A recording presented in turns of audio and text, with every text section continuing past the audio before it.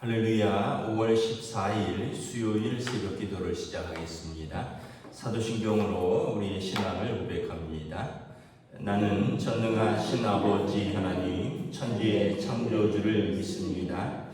나는 그의 유일하신 아들 우리 주 예수 그리스도를 믿습니다. 그는 성령으로 잉태되어 동정녀 마리아에게서 나시고 본디오 빌라도에게 고난을 받아 십자가에 못 박혀 죽으시고 장사된 지 사흘 만에 죽은 자 가운데서 다시 살아나셨으며 하늘에 오르시어 전능하신 아버지 하나님 우편에 앉아 계시다가 거기로부터 살아있는 자와 죽은 자를 심판하러 오십니다.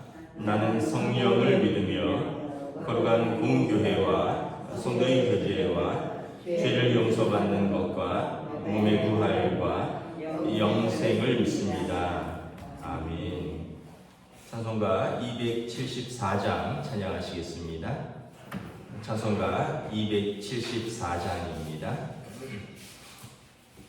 나 행한 것 죄뿐이니 주 예수께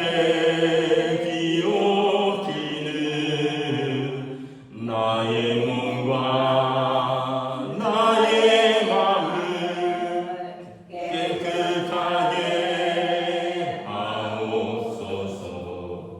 물 가지고 날 씻든지 불 가지고 태우든지 내 안과 바다다 그사 내 모든 죄 멸하소서.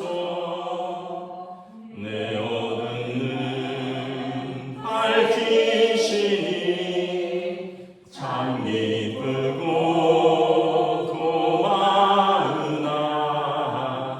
그보다도 원하오니 정결한 말 주옵소서.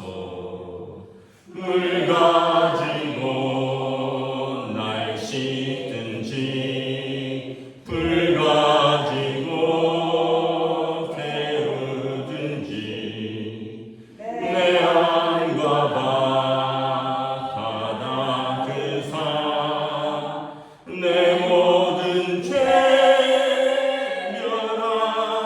멸하소서. 정결한 마음 그 속에서 신령한 빛이 오니 이러한 마음 나 얻으며 눈까지도 밝으리라. 물 가지고 날 씻든지 불 가지고 태우든지 내 안과 바다다 그사 내 모든 죄 멸하소서. 못된 행실 다 고치고 악한 생각 다 버려도 주 앞에서 정결하고 자랑치는 못하리라. 물 가지고 날 씻든지 불 가지고 태우든지 내 안과 바다다 그사 내 모든 죄 멸하소서. 아멘. 오늘 우리 주신 하나님의 말씀은 구약성경 민수기 22장 31절에서 40절까지 말씀입니다. 민수기 22장 31절에서 40절까지 말씀입니다. 다 찾으신 줄 알고 저 여러분들이 한 절씩 교독합니다. 그때 여호와께서 발람의 눈을 밝히심에 여호와의 사자가 손에 칼을 빼들고 길에 선 것을 그가 보고 머리를 숙이고 엎드리니 여호와의 사자가 그에게 이르되 넌 어찌하여 내 나귀를 이같이 3번 때렸느냐. 보라, 내 앞에서 내 길이 사악함으로 내가 너를 막으려고 나왔더니 나귀가 나를 보고 이같이 3번을 돌이켜 내 앞에서 피하였느니라. 나귀가 만일 돌이켜 나를 피하지 아니하였다면 내가 벌써 너를 죽이고 나귀는 살렸으리라. 발람이 여호와의 사자에게 말하되 내가 범죄하였나이다. 당신이 나를 막으려고 길에 서신지를 내가 알지 못하였나이다. 당신이 이를 기뻐하지 아니하시면 나는 돌아가겠나이다. 여호와의 사자가 발람에게 이르되 그 사람들과 함께 가라. 내가 내게 이르는 말만 말할지니라. 발람이 발락의 고관들과 함께 가니라. 발락이 온다함을 듣고 모압 변경의 끝에 아르논가에 있는 성읍까지 가서 그를 영접하고 발락은 발람에게 이르되 내가 특별히 사람을 보내어 그대를 부르지 아니하였느냐. 그대가 어찌 내게 오지 아니하였느냐. 내가 어찌 그대를 높여 존귀하게 하지 못하겠느냐. 발람이 발락에게 이르되 내가 오기는 하였으나 무엇을 말할 능력이 있으리까. 하나님이 내 앞에 주신 말씀 그것을 말할 뿐입니다. 발람이 발락과 동행하여 기럇 후솥에 이르러서는 발락이 소와 양을 잡아 발람과 그와 함께한 고관들을 대접하였더라. 아멘. 할렐루야. 네, 오늘 또 새날을 주셨습니다. 우리 주님께서 은혜와 평강으로 함께해 주시기를 축복합니다. 계속해서 이제 모압 왕 발락이 이스라엘이 이제 자기네 경계로 들어오는 것을 보고 이제 두려움에 사로잡혀서 주술사 발람을 이렇게 불러서 이스라엘을 저주하라라고 부탁을 하는데 이제 발람이 주저하는 사이에 또 이렇게 이제 발락의 신하들이 그곳에서 머물고 또 한 번은 돌아갔다가 더 높은 신하들이 더 많은 돈을 들고 와서 또 발람을 초청하고 그런 와중에서 발람이 그들을 따라가다가 나귀가 여호와의 사자가 손에 칼을 들고 길을 막는 것을 보고 이제 담벼락으로 피하다가 이제 발람을 발을 담벼락에 비비게 되고 또 발람은 나귀를 때리고 뭐 이런 내용들이었죠. 31절에 보면 여호와께서 발람의 눈을 밝히심에 여호와의 사자가 칼을 빼들고 길에 선 것을 그가 보고 머리를 숙이고 엎드린다라고 나옵니다. 그러니까 그 전에는 이제 발람의 눈이 어두워져 있었던 거죠. 원래 뭐 하나님을 경외한다기보다는 그는 이제 주술사입니다. 점치는 사람입니다. 여러 신들을 그러니까 이제 접신이라 그러잖아요. 뭐 여러 신들에게 이제 접신하는 사람인데 그가 하나님도 이제 여러 신 중에 뭐 한 신으로 생각을 했던 것 같은데 오늘 하나님께서 그의 눈을 밝히시고 여호와의 사자가 손에 칼을 빼들고 길에 선 것을 봅니다. 그러면서 이제 여호와의 사자가 묻죠. 왜 너 나귀를 3번이나 때렸느냐? 나귀는 나를 보는데 너는 왜 나를 못 보느냐? 나귀였기에 너가 살았지. 만약에 나귀가 아니었다면 내가 진작에 그 칼로 너를 죽이고 나귀는 살렸으리라. 그래서 어떻게 보면 이 발람이 나귀보다 못한 사람이 된 거죠. 여러분 그 점치고 뭐 주술사들 이런 사람들이 때로는 보면 우리보다도 못하고요. 때로는 보면 하나님 보실 때는 그 하나님의 형상을 잃어버렸고 여러 신들을 섬기니까 어쩌면은 영혼 없는 짐승보다도 못할 수도 있는 거죠. 제가 언젠가 말씀을 드린 것 같은데 요즘도 있는지 모르겠습니다. 요즘은 잘 안 나가봐서 예전에 파고다 공원 쪽에 낙원상가 그 앞에 가면 이렇게 사람들이 파라솔 같은 거 이렇게 펴놓고 그 안에서 뭐 이렇게 점을 쳐주는 분들이 그런 분들이 좀 있어서 지금은 아마 노상에 그런 걸 못하게 해서 치웠을 수도 있는데 제가 이렇게 지나가다가 이렇게 그 틈 사이로 이제 어떤 분들인가 해서 슬쩍슬쩍 봤거든요. 그러면 그 한겨울에 조그마한 난로 하나 피고 그냥 바들바들 떨면서 손 녹여가면서 그 길에서 그 텐트로 가려놓고 이제 점을 치는데 뭐 제가 잘 기억은 안 나는데 뭐 봐주면 뭐 2만 원 뭐 이렇게 돼 있어요. 그 제가 생각할 때는 참 딱해요. 뭐 연세가 어떤지는 모르겠지만 차라리 노동을 하겠다.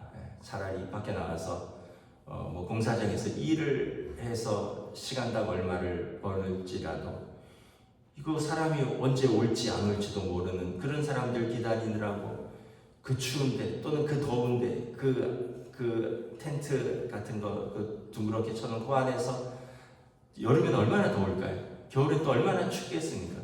거기서 참 좀 그분들도 딱한 거죠. 남의 운명을 봐주고 남의 손금을 봐주고 뭐 남의 이름을 봐주고 이런 사람들이 자기는 참 손님이 언제 올까 오늘은 올까 안 올까 이거 기다리는 거 보면 참 딱하다 이런 생각을 합니다. 여러분 때로는 이렇게 하나님이 보실 때 또는 사람들이 볼 때도 우리 처지가 짐승보다도 못한 처지도 있을 수 있다는 걸 보여줍니다. 근데 이제 눈을 여시니까 하나님의 사자를 보게 되는 거죠. 그리고 하나님의 사자가 그에게 경고합니다. 이스라엘을 저주하지 말라라고 경고를 합니다. 이스라엘을 축복하라. 그리고 네가 가는 것은 어쩔 수 없다면 가라. 가서 너는 하나님의 이름으로 이스라엘을 축복하라. 36절부터 이제 발람이 이제 발락의 성읍까지 가고 발락은 마중을 나오고 그리고는 아주 직사 대접을 합니다. 특별히 성읍까지 가서 영접하고요. 그리고 이제 말합니다. 야, 내가 너 얼마나 기다렸는지 아느냐? 내가 너를 보내려고 특별한 사람을 보내어서 부르지 않았느냐? 나한테 오면 내가 너를 되게 존귀하게 여기고 얼마나 대접을 잘해줄 텐데 왜 빨리 안 왔느냐? 그러면서 40절에 보면 소와 양을 잡아서 발람을 위해서 잔치를 벌이고 지극히 잘 접대랍니다. 이게 이제 여러분 그 우상 숭배의 특징입니다. 쉽게 얘기하면 신을 달래는 거예요.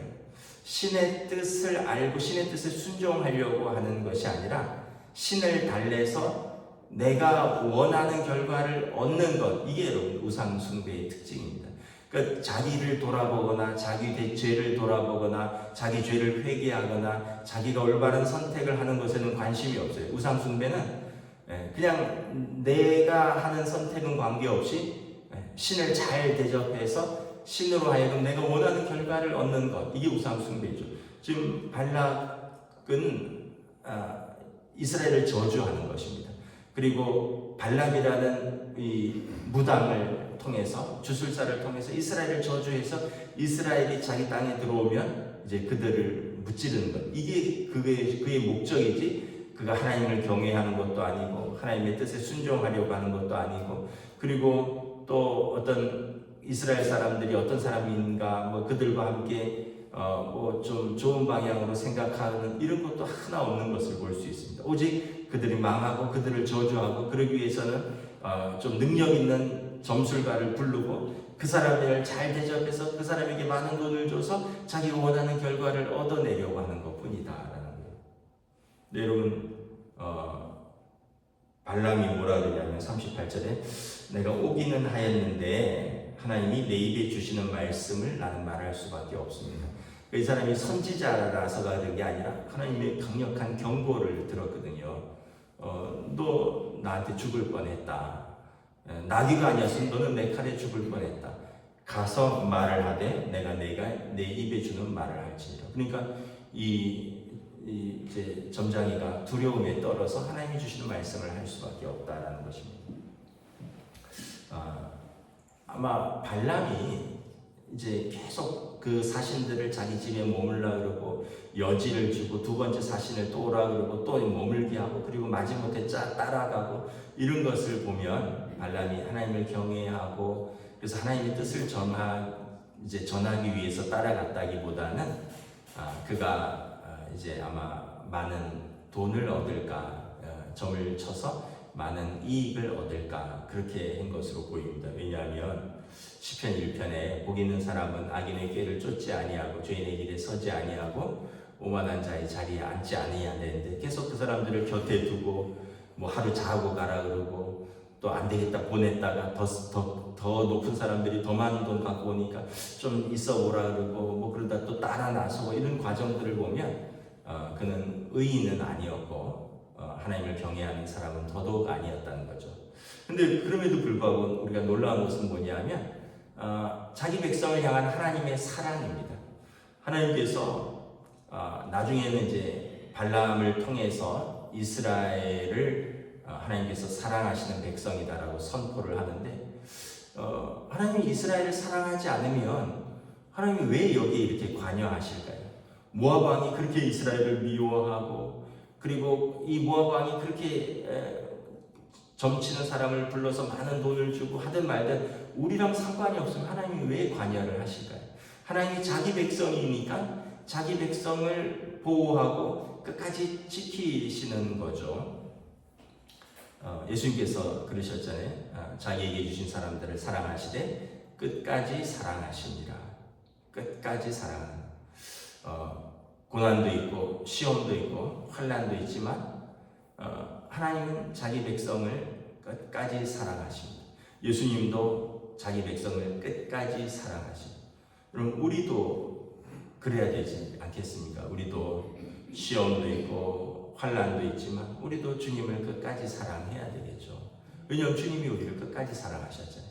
우리가 아직 죄인 되었을 때 그리스도께서 십자가를 지심으로 하나님께서 우리에 대한 자기 사랑을 확증하셨는데 끝까지 사랑하셔야겠죠. 또 여러분 우리가 가족이라면 하나님께서 내게 주신 가족들을 끝까지 사랑해야겠죠. 뭐 그러면은 안 되겠지만 아버지가 자식을 버리고 엄마가 자식을 버리고 그런 시대에 우리가 살고들 있잖아요. 물론 일반적인 건 아니지만 그러나 우리는 우리에게 주신 사람들을 끝까지 사랑해야겠죠. 왜냐하면 그게 우리의 또 사명이니까. 사명은 뭐 이제 사실은 그 한자로 보면 그 일사자예요. 그리고 명령을 받은 일 뭐 이런 뜻인데 그 어떤 분이 그런 표현을 썼더라고요. 죽을 사자를 썼더라고요. 죽을 때까지 감당해야 되는 명령이다. 사명. 근데 우리가 보면 너무 이렇게 사명을 쉽게 저버리진 않는가. 신경질 난다고, 기분 안 좋다고, 화난다고, 무슨 일이 있다고. 그래서 그냥 부모도 부모의 사명을 저버리고, 남편은 남편의 사명을 저버리고, 아내는 아내의 사명을 저버리고, 또 성도는 성도의 사명을 저버리고, 그리고 하나님은 이스라엘의 상태와 관계없이 그 어떤 대적으로부터라도 광야에서 하나님께서 친히 이스라엘을 이렇게 보호하시는 것을 바라봅니다. 발람을 통해서 이스라엘을 축복하시고 가나안 땅에 들어가기까지 모압으로부터 이스라엘을 지킵니다. 말씀을 마치도록 하겠습니다. 우리가 여기서 볼 수 있는 것은 하나님의 자기 백성을 향한 포기하지 않는 사랑을 볼 수 있습니다. 계속해서 이스라엘을 축복하려는, 계속해서 이스라엘을 악으로부터 보호하려는 이 하나님의 사랑을 알 수 있고, 그리고 이 거짓 선지자인 발람의 입을 통해서 하나님의 백성을 축복하는 내용들을 보여주는 것을 볼 수 있습니다. 오늘 하루도 여러분, 하나님은 우리를 포기하지 않으신다. 다 포기해도 또 심지어는 내 부모는 나를 버려도 하나님은 우리를 영접하시리라. 우리 늘상 버리고 버림받는 시대에 살고 있습니다. 근데 하나님은 우리를 버리지 않아요. 여러분 담대하십시오. 믿음으로 사십시오. 사명의 자리를 지키십시오. 사명의 자리를 지키다가 죽는 거는 영광스러운 거예요. 여러분 사명의 자리를 지키다가 뭐 손해보는 건 하나님이 갚아주실 거예요. 근데 우리가 그 손해를 안 보려고 그리고 안 죽으려고 사명의 자리를 저버리는데 결국은 그것이 사실은 더 큰 어려움을 가져오는 것을 볼 수 있어요. 우리가 하나님과 함께하면 왜 어려운 순간이 없겠습니까? 어려운 순간에 주님 손을 꼭 붙드는 것이 우리 성도의 하나님의 자녀의 일인 것입니다. 하나님께서 우리 손을 놓지 않으실 줄 믿습니다. 기도하겠습니다. 주님의 은혜를 감사합니다. 하나님께서 발람의 눈을 밝히시니 여호와의 사자가 칼을 들고 발람을 막는 것을 발람이 봅니다. 그리고 여호와의 사자는 하나님의 백성을 저주하지 말라. 내가 너의 가는 길을 칼을 들고 막았노라 말씀하고 가서 말하되 내 백성을 축복하라. 그들은 나의 백성이고 내가 친히 인도하는 백성이니라. 하나님께서 말씀하십니다. 어떠한 시험도, 어떠한 환난도, 어떠한 고난도 로마서 8장에 사도 바울이 말씀하는 것처럼 그 어떤 것도 우리를 그리스도 예수 안에 있는 하나님의 사랑에서 끊을 수 없노라. 이 고백처럼 오늘도 우리를 사랑하시고 우리를 끝까지 구원의 영원한 길로 인도하시는 하나님 아버지의 손을 붙들고 담대히 믿음의 길을 걸어가는 주의 백성들을 축복하여 주시옵소서. 감사를 드리오며 우리 주 예수 그리스도 이름으로 기도드리옵나이다. 아멘. 하늘에 계신 우리 아버지의 이름을 거룩하게 하시며 아버지의 나라가 오게 하시며 아버지의 뜻이 하늘에서와 같이 땅에서도 이루어지게 하소서.